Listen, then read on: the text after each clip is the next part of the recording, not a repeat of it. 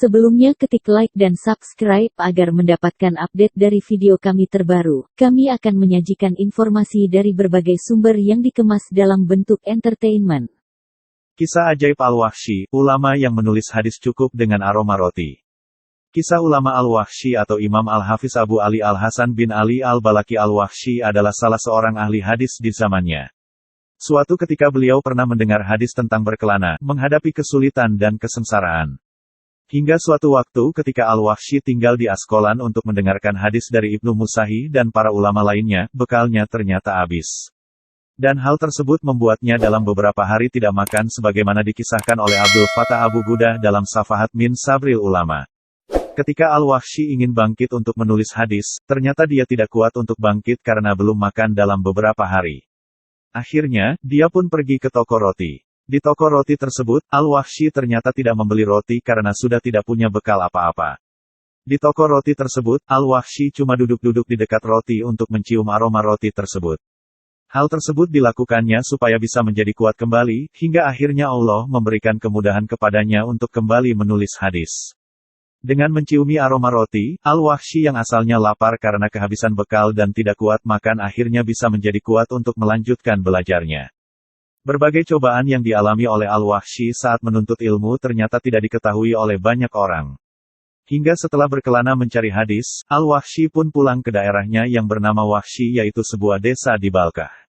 Dan ternyata ketika sampai di desanya, tidak seorang pun yang mengetahui kedudukannya dan apa yang telah didapatnya. Hingga pada suatu waktu, Al-Wahsy berkata, "Bila aku mati, maka namaku tidak dikenal dan tidak ada yang mendoakanku untuk mendapatkan rahmat." Tidak lama setelah itu, Allah SWT ternyata membimbing dan memudahkan Nizam Al-Mulk untuk membangun sebuah madrasah di Wahsy. Setelah madrasah tersebut selesai dibangun, Nizam Al-Mulk meminta Al-Wahsy untuk mengelolanya dan akhirnya beliau bisa menyampaikan hadis. Apa yang dilakukan Al-Wahsy adalah salah satu potret perjuangan para ulama terdahulu ketika mencari ilmu.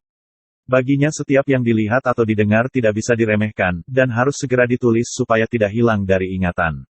Bahkan hal tersebut beliau lakukan sampai kehabisan bekal hingga tidak kuat makan. Begitu banyak kejadian luar biasa yang dialami oleh para ulama saat mereka menuntut ilmu. Bahkan, ada kalanya peristiwa yang dialami para ulama itu di luar kemampuan nalar manusia. Peristiwa yang mereka hadapi pun cukup beragam. Kadangkala, berupa kejadian fisik, bisa pula non-fisik. Beragam peristiwa dalam kehidupan dicatat oleh para ulama melalui karya-karya mereka.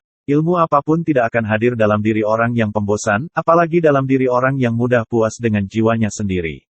Sebagaimana perkataan Imam Syafi'i, tidak mungkin menuntut ilmu orang yang pembosan, merasa puas jiwanya kemudian ia menjadi beruntung, akan tetapi ia harus menuntut ilmu dengan menahan diri, merasakan kesempitan hidup dan berkhidmat untuk ilmu, maka ia akan beruntung.